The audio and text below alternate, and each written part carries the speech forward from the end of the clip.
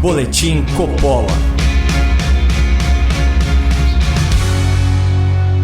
Sejam muito bem-vindos ao Boletim Coppola sobre covardia e vaidade. Numa demonstração inequívoca de medo e presunção, o candidato petista ao governo de São Paulo, o senhor Fernando Haddad, declinou o convite do Grupo Jovem Pan para participar da sabatina que seria realizada hoje por essa emissora no tradicional Jornal da Manhã. Para justificar sua falta de compromisso, ou sua falta ao compromisso assumido, a assessoria de Haddad alegou um suposto conflito de agenda, embora as datas das sabatinas tenham sido definidas por sorteio na presença dos responsáveis pela campanha petista. Para falar desse e de outros assuntos relacionados à pauta eleitoral, nós teremos o prazer da companhia do Dr. Fernando Conrado, nosso cientista social e colaborador assíduo. Mas antes, eu faço questão de dedicar algumas palavras ao Fernando Haddad, o fujão da vez. Parece que o candidato líder nas pesquisas ao governo de São Paulo se acomodou na sombra de Lula e acha que a reputação do ex-condenado por corrupção será suficiente para alçá-lo ao comando do estado mais rico da federação. Do engano. As pesquisas eleitorais apontam para uma disputa acirrada em São Paulo. Na verdade, alguns institutos já prevêem empate técnico ou mesmo vitória do atual presidente da República aqui no maior colégio eleitoral do país. A Modal Mais Futura, realizada entre 8 e 10 de agosto, projeta Bolsonaro com 39% das intenções de voto entre os eleitores paulistas contra 35% do antigo hóspede da Polícia Federal lá em Curitiba. É a mesma tendência capturada pela Paraná Pesquisas, divulgada no começo do mês, que colocou Bolsonaro com 40% e Lula com 36%. E como recordar é viver, vale lembrar alguns dados sobre o nosso passado eleitoral. Em 2016, Haddad sofreu uma derrota humilhante na sua fracassada tentativa de reeleição. O criador da ciclofaixa milionária conquistou apenas 16% dos votos após ser avaliado pela população como o pior prefeito da capital na história recente. Já em 2018, Bolsonaro venceu Haddad em 631 dos 645 municípios de São Paulo. O presidente eleito ficou com 67% dos votos válidos contra 32% do petista, que levou uma verdadeira surra nas urnas. Considerando o histórico de derrotas do PT no estado, estranha muito que Haddad não tenha comparecido à entrevista de sabatina aqui na Jovem Pan.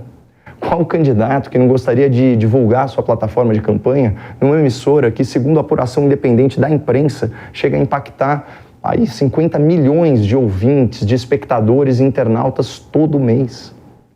E há uma circunstância agravante aqui. A própria opinião do Fernando Haddad sobre quem não enfrenta o debate público, sobre quem foge da discussão política, sobre quem não tolera a divergência de opinião. Em agosto de 2020, o petista postou a seguinte provocação na sua conta do Twitter, aspas, "É bundão que chama o cara que foge de debate?" Bom, eu não faço a menor ideia. Será que o Haddad também se considera um bundão por ter faltado à sabatina da Jovem Pan? Fica como sugestão de pergunta para a próxima entrevista a qual ele tiver coragem de comparecer. Para falar de eleição, pesquisas e perspectivas, nós teremos aqui nos estúdios do Boletim o Dr. Fernando Conrado, cientista social e brilhante comunicador. Como vai, amigo? Generosidade tua, né, cara? Muito obrigado. Jamais. Bom, seguinte, Conrado, no primeiro bloco nós lamentamos e criticamos a ausência do candidato petista ao governo de São Paulo, o senhor Fernando Haddad, que faltou a sabatina de hoje no Jornal da Manhã, aqui na Jovem Pan.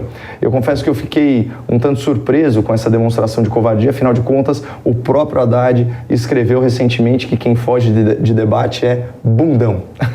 Bom, como o Haddad fujão foi o tema do nosso editorial de hoje, eu gostaria que Vossa Excelência aí especulasse sobre os eventuais motivos que levaram aí esse vaidoso petista a sucumbir ao próprio medo. Por favor.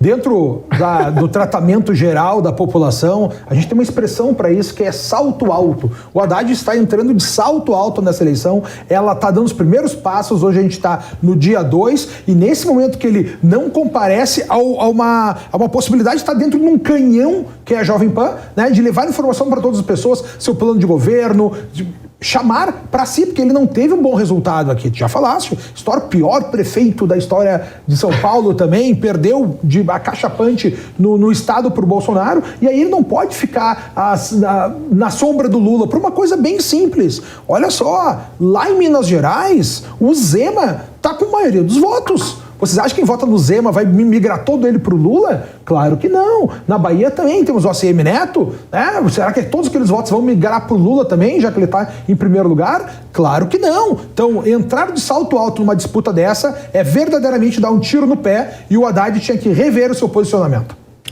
Bom, fica então de sugestão para o candidato, né, numa próxima ocasião, de não declinar, né, essa oportunidade incrível que nós sabemos que nós temos aqui, né, muitas vezes, de endereçar uma plateia tão seleta e tão expressiva como é a audiência da Jovem Pan. Mas, Conrado, eu queria te mostrar um gráfico aqui bem interessante, que também vai ser disponibilizado aí para toda a nossa audiência online, no YouTube, nas redes sociais e também a audiência televisiva.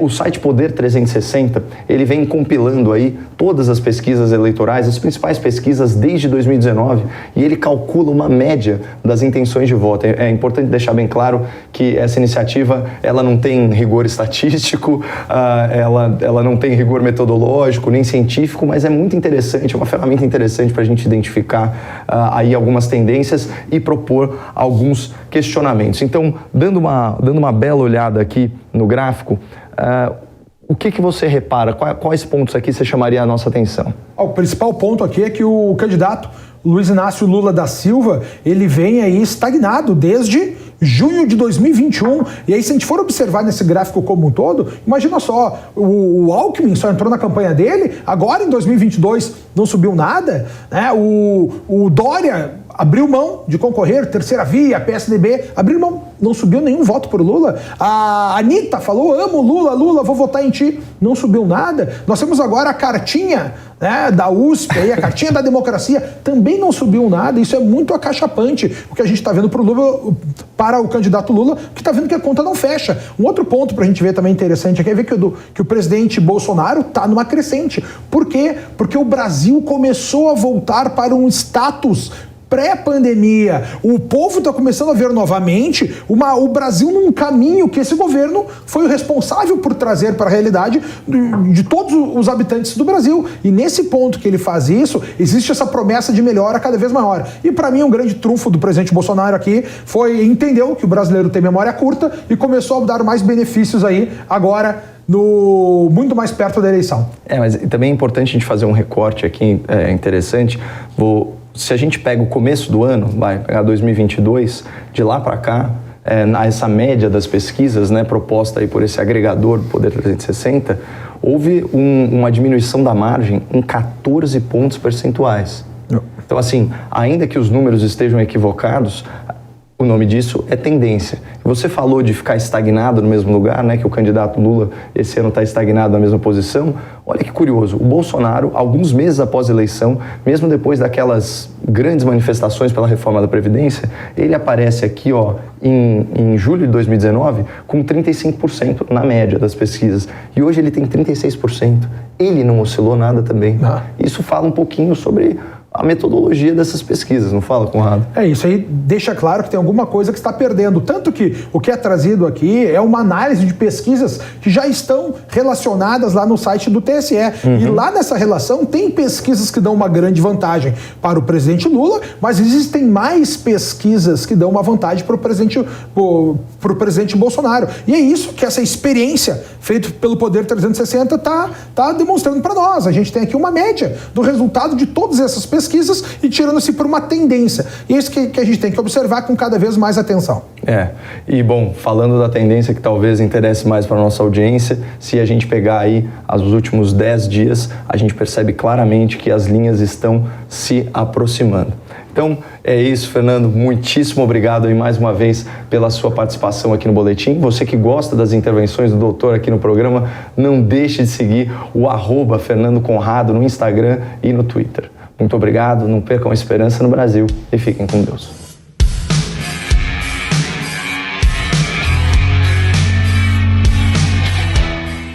Realização Jovem Pan News.